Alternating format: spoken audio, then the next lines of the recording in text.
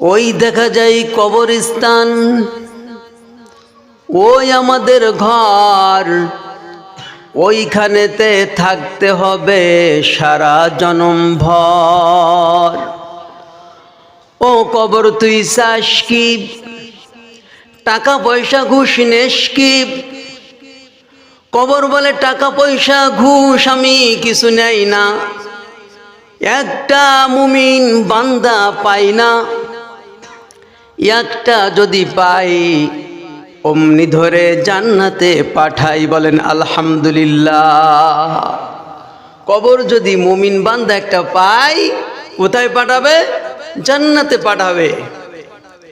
এজন্য এই কবর সুন্দর করতে হলে, এই কবর জগৎ সুন্দর করতে হলে, হাসর সুন্দর করতে হলে, মিজান সুন্দর করতে হলে, ফুলসিরাত সুন্দর করতে হলে, আল্লাহর কাছে ইমানদার হিসাবে দাঁড়াতে হলে গুনাহ মাফ করাই যেতে হবে, গুনাহ মাফ করাতে হবে।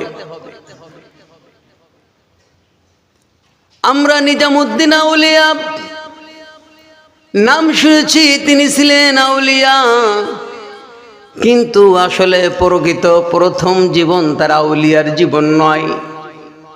নিজাম ছিলেন একজন খুনি, 100 হত্যা করে ফেলেছে, তারপরও কিভাবে মাপ পেল জানার একটু দরকার আছে নাকি? নিজাম তিনি তৎকালীন জামানার শ্রেষ্ঠ খুনি, শ্রেষ্ঠ দস্যু। এইভাবে মানুষকে হত্যা করে, মানুষের কাছ থেকে টাকা পয়সা সামগ্রী যা কিছু আছে সব কিছু নেয়। এইভাবে করে জীবন চালায়, সাম্রাজ্য তৈরি করে, পরিবার পরিজন চালায়, সুখে শান্তিতে রাখে। বাড়ির থেকে বলে গেল 100 হত্যা পূর্ণ করে তারপর আমি এসে নাস্তা খাবো, এর আগে কিন্তু নাস্তা খাবো না রে। পরিবার অপেক্ষা করছে, স্বামী আমার নাস্তা খাবে 100 হত্যা পূর্ণ করে। সন্তানেরা চিন্তা করেছে 100 হত্যা না পূর্ণ করে বাবা নাস্তা করবে না। মেয়েটা চিন্তা করেছে বাবা 100 হত্যা পূর্ণ না করে নাস্তা খাবে না। হঠাৎ দেখা গেল নিজামুদ্দিন বাড়িতে এসে উপস্থিত হয়ে গেছে। কারণ কি? কারণ কি? এত আগে বাড়িতে আসার কথা না, দ্রুত নাস্তা দিতে হবে, হয়তো বা 100 দ্রুত পূর্ণ করে ফেলেছে, এজন্য নাস্তা খেতে এসেছে, কিন্তু আসলে তা নয়।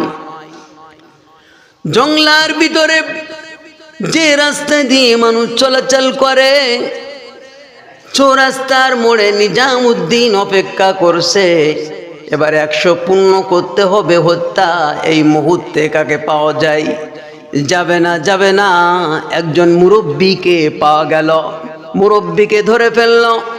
মুরব্বীর কাছে রয়েছে একটি গাটলি বুকসা রয়েছে। আরে মুরব্বী মানুষ, খুনখুনে বুড়া মানুষটা, তাকে ধরে হত্যা করার জন্য যখন ছুরি গলার কাছে নিয়ে গেল আর বলল কি কি আছে দাও। মুরব্বী বলছেন আমি তো একজন মুসাফির, প্রতীক আমার কাছে তেমন বেশি কিছু নাই। ডাকাত গল্পর কথা শুনতে চাই না। মুরব্বীকে ধরে ফেললেন, গাটলি বুকসি তলাশ করলেন, তেমন কিছু পাই নাই। গোপনে কি আছে দাও, যদি না দাও জীবন শেষ করে দিব। ছুরি গলার কাছে যখন চেপে ধরেছে মুরব্বী, তখন বলল জীবনে প্রত্যেকের তো একটা শেষ ইচ্ছা থাকে, আমারও একটা শেষ ইচ্ছা বলতে আছে। নিজাম তখন বললেন মুরব্বী শেষ ইচ্ছা কি আছে বলে দাও। মানুষের শেষ ইচ্ছা পূর্ণ করতে হয়, তোমার শেষ ইচ্ছাটা আমাকে বলো। মুরব্বী তখন চোখের পানি ছেড়ে দিয়ে বলছে আরে আল্লাহর বান্দা, এই যে সূরাতে তোমার রক্ত দেখা যায়, কতদিন ধরে তুমি এইভাবে মানুষ হত্যা করছো? নিজাম তখন বলেন আমি অনেক দিন আমাদের পেশা হলো, আমাদের গোষ্ঠীর পেশা হলো এই কাজ করা। এখন এই দায়িত্ব আমার পর রয়েছে, আমি এই 100 পূর্ণ করব তোমাকে দিয়া, এজন্য তুমি আমার ছুরি থেকে বাঁচতে পারবে না। মুরব্বী বললেন, একটা দাবি 99 হত্যার আগে হয়ে গেল, এখন 100 পূর্ণ করবে, কোনো সমস্যা নাই। একটা কথা জিজ্ঞাসা করতে চাই বাবা। কি জিজ্ঞাসা করতে চান? সেটা হলো, তুমি যে এই খুন করো, এইভাবে মানুষ হত্যা করো, এই মানুষ হত্যা করে তুমি কি পাও? আমার পরিবার সুখে শান্তিতে রাখি, স্বর্ণ রৌপ্য মালামাল সব কেড়ে নি, আমার সংসার অত্যন্ত শান্তিতে চলে, সবাই খুশি আমার পরে, সবাই রাজি, আমার এই মেহনতে টাকা পয়সায় সকল আনন্দ করে, পরিবার ভালো থাকে। আরে আল্লাহর বান্দা, তুমি যে পরিবারের জন্য কামাই রুজি করো মানুষ হত্যা করে, তোমার এই পরিবার পরিজন তোমার এই হত্যার টাকা, ডাকাতির টাকা কোনোদিন কিয়ামতের দিন একটা টাকার ভাগ কি শাস্তি নিবে নাকি? তখন নিজাম বললেন, মুরব্বী অবশ্যই নিবে, কারণ আমি তো একা খাই না, সবাই খায়, সবাই আনন্দ করে। মুরব্বী তখন ডাক দিয়ে বললেন, আমি একটা প্রশ্ন করেছি, একটা প্রশ্নের জবাব যদি সঠিক হয় আমার কাছে যা চাইবা তাই দিব, কিন্তু বাড়ি তুমি একটা পাক গিয়ে তোমার স্ত্রী সন্তান সন্ততি পরিবারের কাছে শুনিয়ে এসো, তোমার এই পাপের ভাগ কি তারা কোনোদিন গ্রহণ করবে নাকি? আমি এদিকে বাড়িতে যাই, আর তুমি মুরব্বী ভেগে চলে যাও, যুক্তি তো খারাপ নয়। তখন মুরব্বী ডাক দিয়ে বললেন, আরে যুবক, যা দিয়ে প্রয়োজনে আমার বেঁধে দিয়ে যা, আমি যাতে সত্যি না পারি, নড়তে না পারি। আর ওয়াদা দিলাম, মুসলমানের একটাই জবানের কথা, মিথ্যা বলে না, আমাকে না বাঁধলেও আমি এখান থেকে জীবনের ভয় পালায়ন করব না, জীবনের ভয় আমি যাব না। তোমার পরিবার যদি দায়ভার নেয়, কথা দিলাম যা চাইবা তাই তাই দিব। নিজাম সঙ্গে সঙ্গে বাড়ির দিকে চলে গেলেন, অন্তরে ভিতরে দাগ কেটে গেল, আহারে কত সহস্র সহস্র হত্যা করছি রে, আর আজ যদি পরিবার দায়িত্ব না নেয়, আমি কার জন্য করছি এগুলা, কার জন্য করছি? নিজাম বাড়িতে চলে গেলেন, সন্তান সন্ততিরা সবাই অবাক হয়ে গেলেন, 100 পূর্ণ হলো কিভাবে? স্ত্রী নাস্তা নিয়ে দৌড়াদৌড়ি শুরু করে দিলাম। নিজাম বললেন, নাস্তা খাওয়ার সময় এখনো হয় নাই। ওরে প্রিয়তমা, একটা কথা জিজ্ঞাসার জন্য এসেছি, সেটা হলো, আমি যে ডাকাতি করি, মানুষ হত্যা করি, এইভাবে মানুষ হত্যা করে টাকা পয়সা নিয়ে তোমাদেরকে খাওয়াই আর পান করাই, বলো যেদিন কিয়ামত অনুষ্ঠিত হবে সেই দিন কি আমার এই গুনার ভাগ তোমরা একটু না একটু নিবে কিনা? স্ত্রী বললেন, কখনো তা নিব না। কারণ কি বলো? তোমরা তো খাও, তোমরা পান করো, আনন্দ করো, তোমরা কেন নিবে না? স্ত্রী বললেন, বাবা যেদিন বিয়ে দিয়ে দিয়েছে সেই দিন থেকে স্বামীর উপর দায়িত্ব হয়ে গেছে ভরণ পোষণ দেওয়া। এখন আপনি হালাল ভাবে দিবেন কি হারাম ভাবে দিবেন, দায়িত্ব আপনার। আমি যেটা খাই সেটা আমি হালাল খাই। যদি হারাম কোনো মাল আপনি এনে থাকেন, সেটার দায়িত্ব আপনার, পরে আল্লাহর কাছে হিসাব আপনি দিবেন। এর বিন্দু মাত্র হিসাব কিয়ামতের দিন আমি দায়ভার নিব না। ওয়ালা তাজিরু ওয়াজিরাতু উযরা উখরা, যার পাপ সে বহন করে নিয়ে কিয়ামতের দিন হাজির হবে। আল্লাহ বলবেন তোমরা পড়ো, তোমাদের আমলনামা, নিজের আমলনামা নিজেই পড়তে পারবে। এজন্য যার আমলনামা তার পড়তে হবে, সেদিন কোনো পণ্ডিত লাগবে না পড়ার জন্যে। নিজাম তখন সন্তানদেরকে ডাকলেন, এসো বাবা এই দিকে এসো। সন্তানদেরকে ডেকে বললেন, আমি যে এই কাজগুলো করি, জুলুম করে মানুষের কাছ থেকে ডাকাতি করে টাকা নিয়ে আসি, পয়সা নিয়ে আসি, তোমরা খাও, কিয়ামতে আমার একটু শাস্তির ভাগ কি তোমরা নিবে কি না বলো। সন্তানরাও জবাব দিলেন, বাবা আমরা ভালোভাবে ইনকাম করার মতো যুবক না হওয়া পর্যন্ত দায়িত্ব আপনার, কিভাবে খাওয়াবেন সেটা জানি না, কিয়ামতের দিনের বিন্দুমাত্র শাস্তি আমরা ভাগ নিতে পারবো না। কলিজার টুকরা মেয়েকে ডাকলেন, মেয়েও জবাব দিলেন, বাবা এর ভাগ আমরা নিতে পারবো না, কারণ আপনি যা করছেন কামাই আপনার, কিয়ামতের দিন শাস্তিও আপনার। নিজামের বিবেক খুলে গেল। নিজামুদ্দিন চলে এলেন জঙ্গলে, এসে মুরব্বির দড়িগুলো খুলে দিলেন আর বললেন, ওগো মুরব্বি, জীবনের সব ভুলগুলো যা করেছি সবই ভুল হয়েছে। ভুলে ভুলে ভুলে ভরা, ভুলে ভরা এ জীবন, একটুখানি ভুলের তরে কাঁদিতে হয় আজীবন।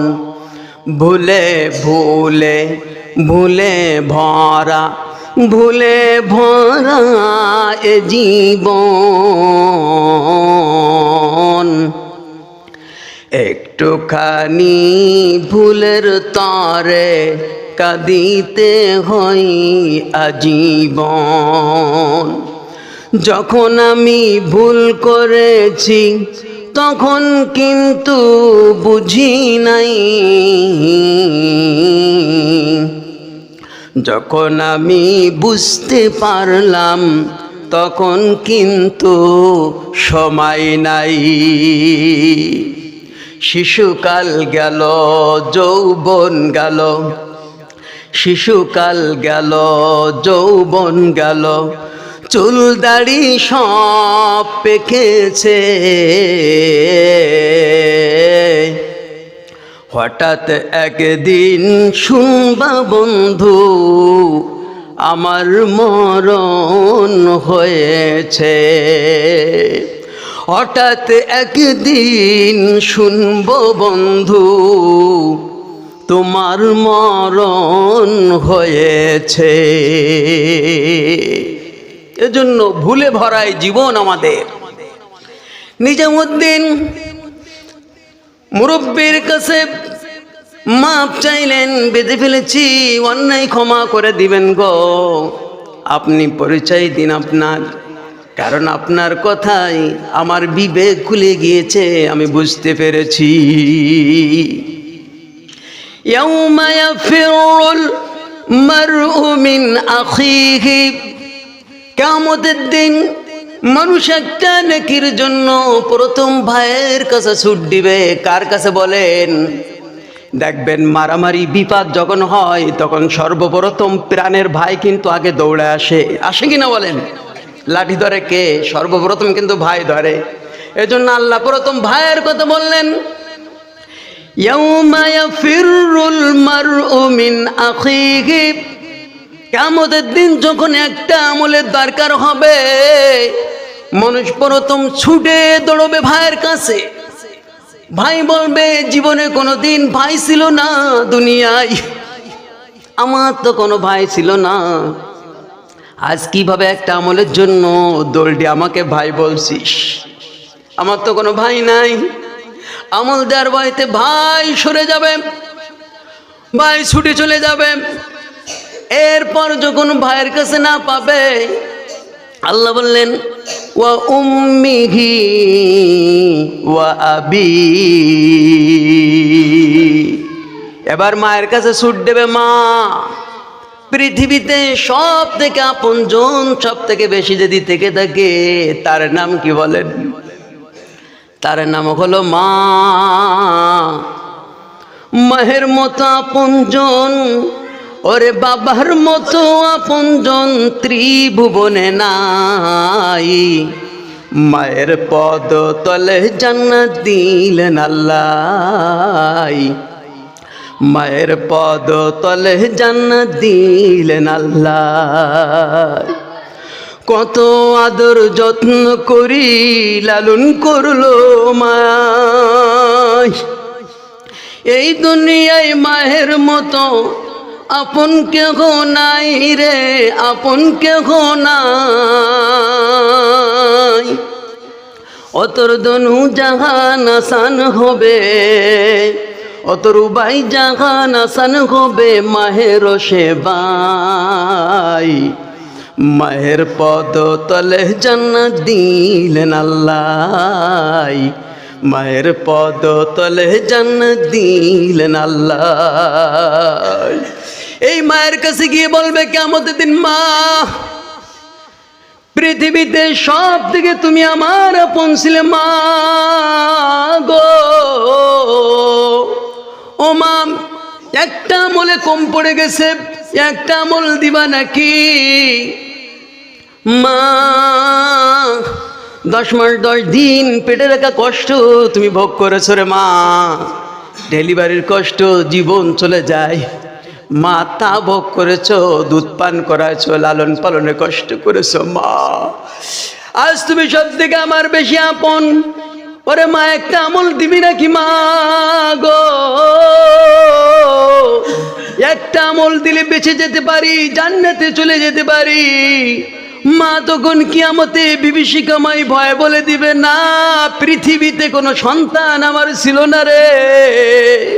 কি বলবে? সন্তান আমার ছিল না। আল্লাহ বলেন মাও তখন দৌড় দিবে, মাও তখন ধরা দিবে না। এবার মা যখন ধরা দিল না, উপায় তো একটা বের করতে হবে, বাঁচতে তো হবে নাকি? বাঁচতে হবে না? এবার দৌড় দেবে পিতার কাছে। কার কাছে? আল্লাহ বলেন এরপরে ওয়া আবিহি। এবার বান্দা পিতার কাছে দৌড় দিবে, দিয়ে বলবে, বাবা বিবাদে পড়ে তুমি না কত কি করেছ, নিজে না খেয়ে আমাকে খাইছো, কাজ করেছো, হাড় ভাঙা পরিশ্রম দিয়েছ, পিতা মাঠ ঘাট ব্যবসা বাণিজ্য, মানুষের কটু কথা শুনে আমাকে খাইছো, আমার জন্য কত অট্টালিকা করে দিয়ে এসেছিলে, আমার জন্য কত কি না করেছো বাবা, তোমার জীবন বিসর্জন দিয়েছো। ও বাবা, আজকে আমাদের দিন একটা আমল পাইলে আমি বেঁচে যাই, একটা আমল দিলেই আমি মুক্তি পেয়ে যাই, জান্নাতে চলে যেতে পারি। বাবা একটা আমল দিবা নাকি? বাবা তখন উত্তর দেবে, পৃথিবীতে কারোর বাবা ছিলাম না, পৃথিবীতে কোনো সন্তানই আমার হয়নি, আজ একটা আমলের জন্য এসেছিস। না না না, বাবা এভাবে ধরা দিবে না। আল্লাহ বলেন তারাও ধরা দেবে না। এবার যখন ধরা দেবে না, বাঁচার তো একটা উপায় খুঁজতে হবে। যখন সমুদ্রে পড়ে যাওয়া হয়, তখন প্রয়োজনে যদি হয় যে কাঙ্কর মানুষকে হজমি করে ফেলবে, কাঙ্করও যদি পাওয়া যায়, তারপরেও কি সোয়ার হওয়ারও কি একটা বাহন খুঁজে নেবে। যে কুমিরে কামড়ায়, ওই কুমিরও যদি অতল সমুদ্রের যদি পড়ে যাওয়া হয়, কিচ্ছু না পাওয়া যায়, কুমিরের পিঠের পরে হলেও কি তখন ঠাঁই নেওয়ার জন্য বান্দা বান্দি মানুষ তখন ওই কুমিরের পিঠটাও নিরাপদ মনে করবে। আল্লাহ বলেন এরপরে কি করবে বান্দা বান্দি? ওয়াসাহিবাতিহি ওয়া বানিহি, অসহিবাতিহি। এবার তার স্ত্রীর কাছে দৌড় দিবে। স্ত্রী যা মার কাছে বলতে পারিনি তাও তোমাকে বলেছি, আমার মাকে কষ্ট দিয়েছি, বাবাকে কষ্ট দিয়েছি শুধু তোমার সুখ দেখার জন্যে, তোমার ভালোবাসা পাওয়ার জন্যে। ওগো প্রিয়তমা স্ত্রী, কত কি করেছি, চুরি করে করে মাকে খাওয়াইনি, বাবাকে খাওয়াইনি, চুরি করে করে বাজার থেকে মিষ্টিগুলো তোমাকে নিয়ে নিয়ে খাওয়াইতাম, মা যাতে না দেখতে পারে আড়াল করে পকেটে করে নিয়ে আসতাম। আরে প্রিয়তমা, আজকে সেই দিনের কথা কি মনে আছে নাকি? আজকে একটা আমল দিতে হবে, বেশি না, একটা আমল দিলে আমি জান্নাতি হয়ে যাই। একটা আমল দিতে হবে। আল্লাহ বলেন, স্ত্রীও বলবে পৃথিবীতে কোনোদিন স্বামী আমার ছিল না। বলেন এবার দুঃখ আর কোনো জায়গা আছে? আল্লাহ বলেন এরপর সন্তানের কাছে চলে যাবে মানুষ, সন্তান বলবে বাপ বলতে আমার কেউ ছিল না। মেয়ের কাছে যাবে, মেয়ে বলবে আমার তো বাপ বলতে কেউ ছিল না, আজ কেন বাবা বলে একটা আমল নিতে এসেছ? বন্ধু বান্ধবের কাছে চলে যাবে। আল্লাহ বলেন ওয়ালা ইয়াসআলু হামিমুন হামিমা, সেদিনকার বন্ধু বান্ধব কোনো কাজে আসবে না। আজ তো বন্ধুর জন্য সব কিছু। বন্ধু যদি সিনেমায় ডাকে সেখানে চলে যায়, বন্ধু যদি মদ খেতে ডাকে মদে চলে যায়, বন্ধু যদি নারী কেলেঙ্কারিতে ডাকে সেখানে চলে যায়, কিন্তু এই বন্ধু কি কাজে আসবে? আসবে না। এর জন্য পথ সোজা করে নিতে হবে। কেমন পথ সোজা করে নেছেন নিজামুদ্দিন দেখেন। নিজামুদ্দিন কি করলেন? এবার বললেন হুজুর আপনার পরিচয়টা দিতে হবে।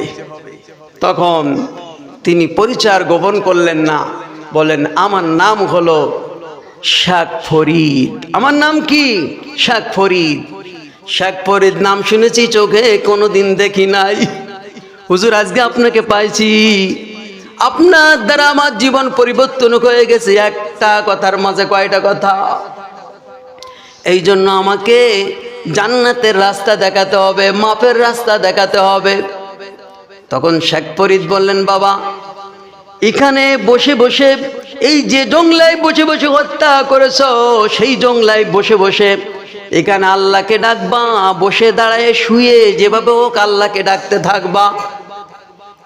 যতদিন এই তোমার পাশের মৃত্যু গাছটা জীবিত না হয়, যতদিন এই গাছের পাতা না গজায়, যতদিন এই গাছে ফুল না গজায়, যতদিন এই গাছে ফল না আসে, ততদিন তুমি এখানে আল্লাহকে ডাকতে থাকবা। নিজামুদ্দিন শুধু খাওয়ার টাইমটুকু বাড়ি যায়, আর সব সময় সেখানে ডাকে, আল্লাহকে ডাকে। ডাকতে ডাকতে একদিন না, 2 দিন না, 12 বছর চলে গেল। কয়দিন? 12 বছর পার হয়ে গেল। একদিনও লজ্জাতে গাছের দিকে তাকাই না। কারণ কি? গাছের দিকে যদি তাকায় আর যদি ফুল ফল না দেখি নৈরাশ হয়ে যাব। হঠাৎ 12 বছর যখন প্রায় পূর্ণ হয়ে গেল, তখন হঠাৎ দেখতে পারে শেষ রাত্রে যখন তাহাজ্জুদের নামাজ পড়ে আল্লাহর কাছে যখন হাত তুলবে, নিজামুদ্দিন তখন দেখতে পাই জ্যোৎস্না রাত্রে দেখা যায় তার থেকে একটু দূরে বাগানের ভিতরে একটা কবর একটা যুবক খনন করছে। এত রাত্রে যুবক কেন কবর খনন করে? একটু আগায় গেল, মনের ভিতরে কৌতূহল জাগলো।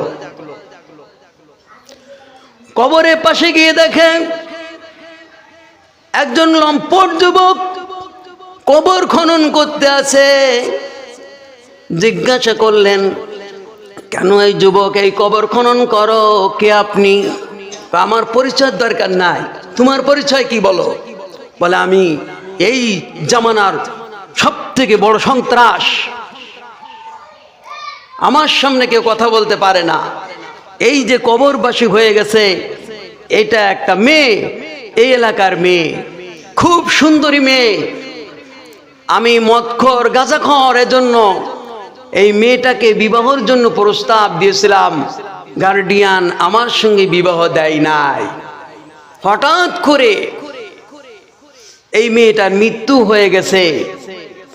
আমি চিন্তা করেছি এই মেয়েকে আমি জীবিত অবস্থায় পাই নাই, মৃত্যু অবস্থায় হলেও তাকে আমি ভোগ করব। নাউজুবিল্লাহ। কবর খনন করে